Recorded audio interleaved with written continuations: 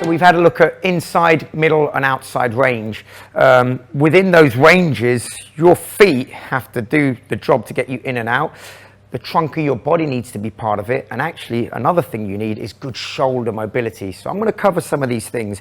One thing is moving around with your feet. The plates of your feet, they get you in and out of range.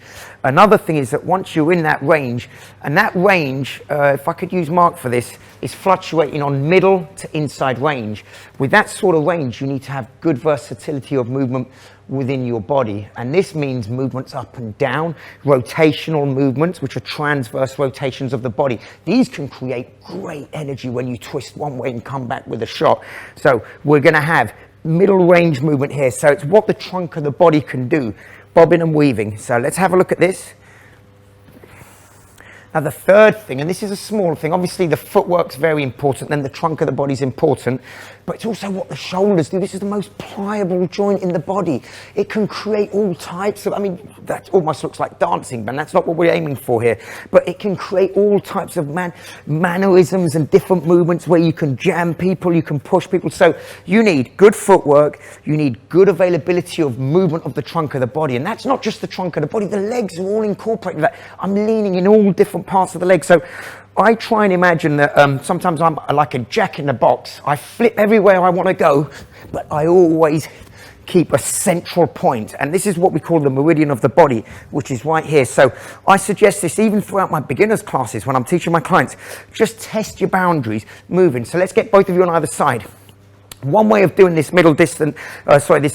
inside work with the trunk of the body is writing letters with our head. So we're going to imagine we've got a pen coming out of our head, and we're going to do a natural duck.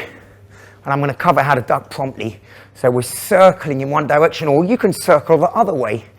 Good. Ori, give me a letter of the alphabet. An N. Let's call it a lowercase n. So we're going up and down. What about a U? Good. One of my favorite ones is the S or the Z, where you're zigzagging. Or actually a very good one is what we call a J, where you go down and you come back up. This would work really well if you'd want to go low and then come back with a hooking motion. These are things that you have to learn if you want to be good at boxing. So don't just brush it under the carpet because you can't do it. You have to learn it. And one thing I'll give you a great example on here is keeping your back straight. When you fight someone, you look at their midsection. Don't go and duck and look at the ground. We're not doing that. We're ducking, we're keeping our eyes on the target. If you come over here for now.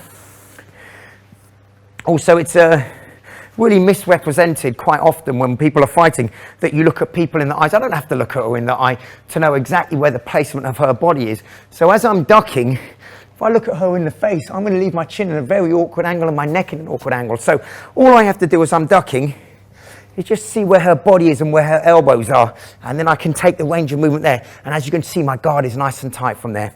So try and picture that yourself. Go to the mirror with your friends if you want and get some angles working. Try and, even spell out your name. The S, the T, the U. Obviously I'm spelling my own name here, but these are the things you need to try and work on. Try and get an understanding of leaning forward, backwards, and where do you lose your balance? Where can your legs help you when you start losing your balance? Really worth practicing this. Actually, a good way of doing this, if you have this equipment in your gym, is on a Bosu ball. Try. This is really good for developing a really good center of gravity, where you jump on these little things and you're bobbing and weaving, slipping and sliding, testing your boundaries. Then when you jump off, everything just becomes twice as easy. So that's certainly worth trying. If you don't have that, just go back to our primary point, which was finding that meridian of your body, that center of gravity. Try and work on that. You'll be a better fighter for it.